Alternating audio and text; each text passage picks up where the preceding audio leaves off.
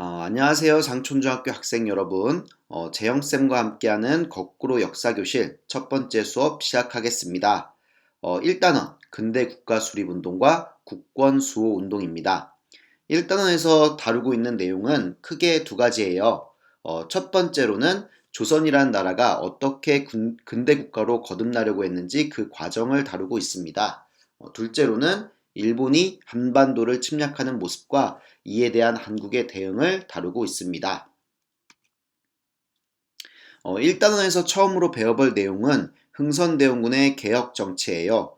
우리는 흥선대원군의 정치적 활동들을 국내적 측면과 국외적 측면으로 나누어 살펴볼 겁니다. 보통 흥선대원군의 국내 정책은 조선의 통치체제를 정비하는 데 중점을 두었고요. 국외 정책은 외국 세력과의 연결을 거부하는 통상수교 거부 정책의 방향으로 진행됩니다. 이번 시간과 다음 시간까지 총 두 차시에 거쳐서 이 정책들의 구체적인 내용들을 살펴볼 겁니다. 그럼 본격적으로 흥선대원군의 개혁정치, 그 중에 오늘은 먼저 국내적 측면, 즉 통치체제의 정비에 관해서 살펴볼게요. 학습 목표는 다음과 같습니다. 모두들 한 번씩 읽어보세요. 먼저 흥선대원군이라고 하는 인물에 대해 간단히 살펴볼게요. 흥선대원군의 이름은 이하응이고 조선의 왕족이었습니다. 본래 정치적 야심이 가득한 인물이었지만 그것을 숨기기 위해 일부러 늘 정치에 관심이 없고 노는 데만 열중하는 모습을 주변에 보여왔습니다. 그래서 생긴 별명이 상갓집 개라고도 하죠. 그러다 당시 왕이었던 철종이 아들 없이 죽자 당시 왕실의 가장 큰 어른을 설득해서 자신의 어린 아들을 조선의 왕으로 즉위시키는 게 성공하죠. 그 후에 흥선대원군은 정권을 장악하고 과감한 개혁 정치를 실시하게 됩니다. 흥선대원군이 정권을 장악하는 과정은 작년에 개봉한 영화 명당에 잘 묘사되어 있으니 기회가 된다면 한번 보도록 하세요. 그리고 이것이 흥선대원군이 집권할 때 마주했던 당시 조선의 국내 상황입니다. 먼저 정치적으로는 세도정치라고 하여 왕실의 외척 가문이 정권을 장악하고 있었죠. 외척 가문이라고 하면 주로 왕의 부인네 집안을 이야기합니다. 즉 왕의 장인이나 처남들 등이 정권을 장악하고 있었던 거죠. 당연히 왕권은 약할 수밖에 없었습니다. 경제적으로는 삼정의 문란이라고 해서 세금을 거두는 과정에서 많은 비리가 발생해 백성들을 힘들게 합니다. 여기서 삼정이란 전정, 군정, 환정을 말합니다. 전정은 토지세와 관련된 것이고요. 군정은 군대를 가는 대신에 냈던 군포라는 세금과 관련된 것입니다. 마지막으로 환정은 곡식을 대여해주는 제도인 환곡제도와 관련된 것인데 본래 목적과는 달리 이 제도는 마치 세금처럼 변질되어 백성들을 힘들게 했습니다. 이와 같이 흥선대원군은 세도정치라는 정치적 문제와 삼정의 문란이라는 경제적 문제를 맞닥뜨리면서 다음과 같은 과제를 떠안게 됩니다. 먼저 세도정치의 폐단을 극복하기 위해 세도정치의 주역인 안동 김씨를 몰아내야 했고 무너진 왕실의 권위도 다시 세워야 했습니다. 그리고 전정, 군정, 환정의 문제들도 각각 해결해야 됐습니다. 그래서 흥선대원군이 실시한 정책들은 다음과 같습니다. 먼저 안동 김씨를 몰아내기 위해서 비변사를 폐지했고요. 왕실의 권위를 높이기 위해서 경복궁을 중건했습니다. 전정의 문제를 해결하기 위해서는 양전사업을 실시했고요.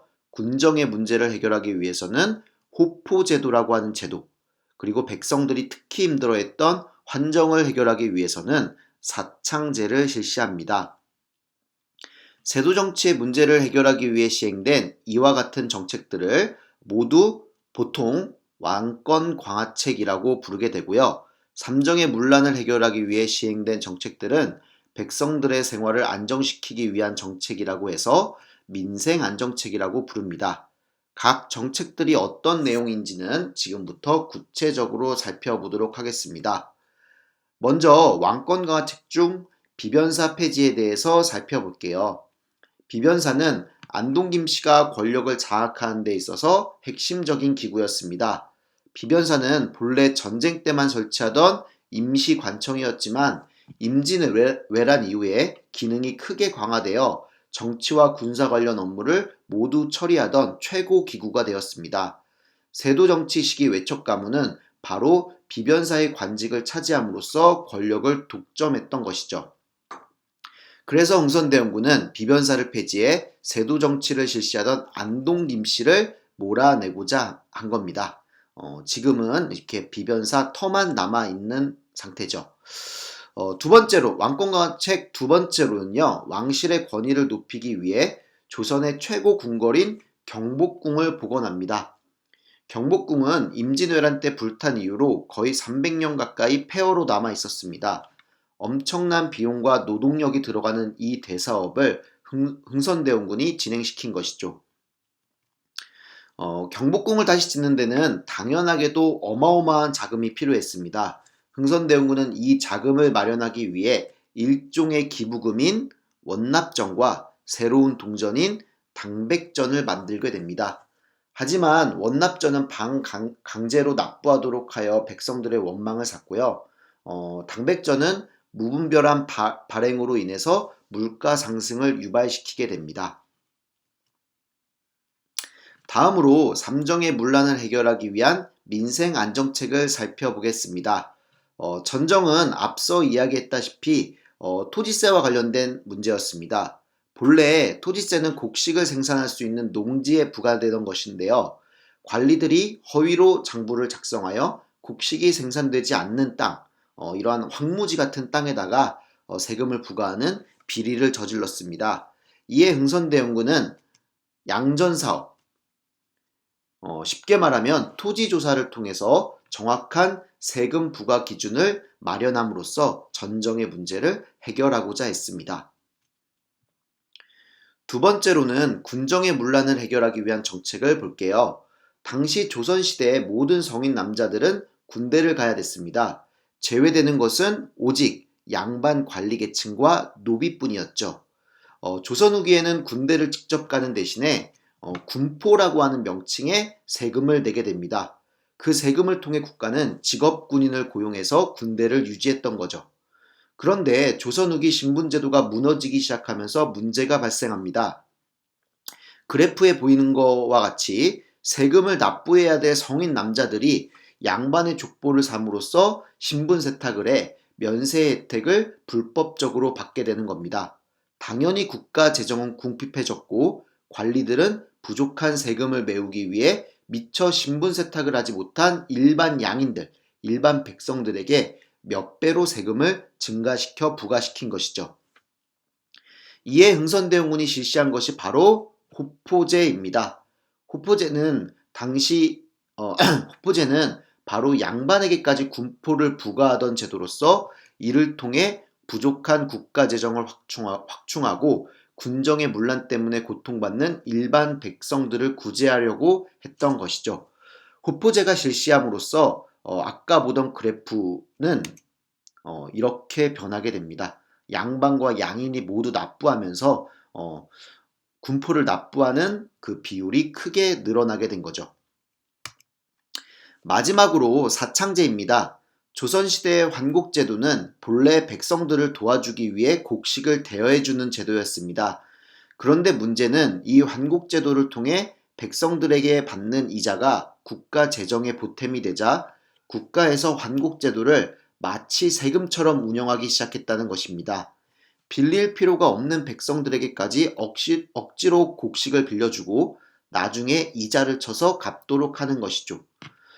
그리고 그 과정에서 관리들이 엄청나게 비리를 저지르게 됩니다. 터무니없는 이자를 요구하는 것은 흔했고 장부를 조작하거나 빌려주는 쌀에 모래를 섞어 양을 불리기도 했습니다. 그래서 당시 환정의 문란이 삼정의 문란 중에서도 가장 극심했다라고 악명이 자자했습니다. 그래서 흥선대원군은 관리들의 부정부패를 없애기 위해서 도시를 중심으로 관리들을 중심으로 운영되던 환곡제도를 마을에서 시행하도록 바꾸게 됩니다. 이것이 바로 사창제입니다. 사창제의 핵심은 한마디로 관곡제도의 운영 주체를 도시에서 마을 단위의 민간으로 옮기는 것이었습니다. 그래서 곡식을 대여하고 갚는 업무를 마을의 명망 높은 인물이 맡게 함으로써 관리들의 비리를 막는 것이었죠.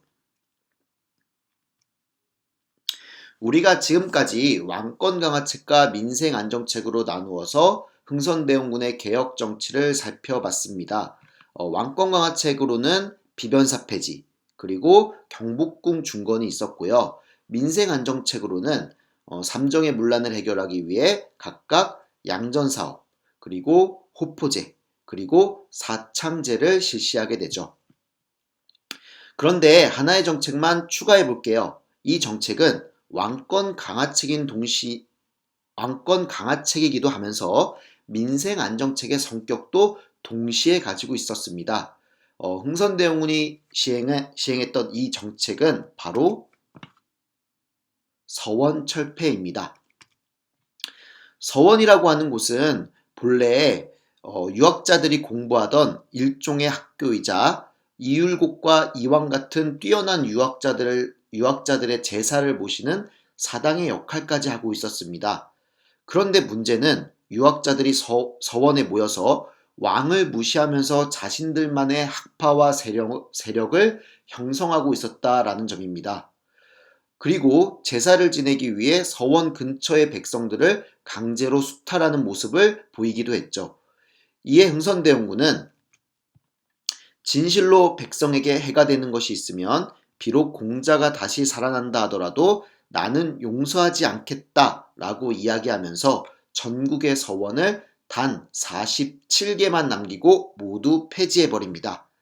이와 같은 정책들은 왕권 강화와 민생 안정이라는 두 가지 토끼를 잡는 개혁 정책이었습니다. 다만 서원 철폐로 인해서 흥선대원군은 유학자들에게 끊임없는 공격을 받게 되고요. 결국에 나중에 가서는 정권을 잃게 되고 이제 하야하는 모습까지도 보이게 됩니다. 지금까지 흥선대원군의 통치체제 정비와 관련된 국내 정책들을 살펴봤습니다. 그리고 여러분들이 하셔야 될 게 하나 있는데요. 바로 흥선대원군의 국내 정책 중 가장 높게 평가할 수 있는 정책은 무엇인지 선생님이 올린 영상 밑에 댓글로 한번 달아봐 주세요. 댓글로 달 때는 그냥 제도 이름만 쓰지 말고 왜 그렇게 생각하는지 이유까지 함께 써야 됩니다. 그리고 다음 차시 예고하겠습니다. 다음 시간에는 흥선대원군의 국외정책, 통상수교 거부 정책에 대해서 한번 살펴보도록 할게요. 네, 그럼 오늘 첫 번째 수업 이만 마치도록 하겠습니다. 수고하셨습니다.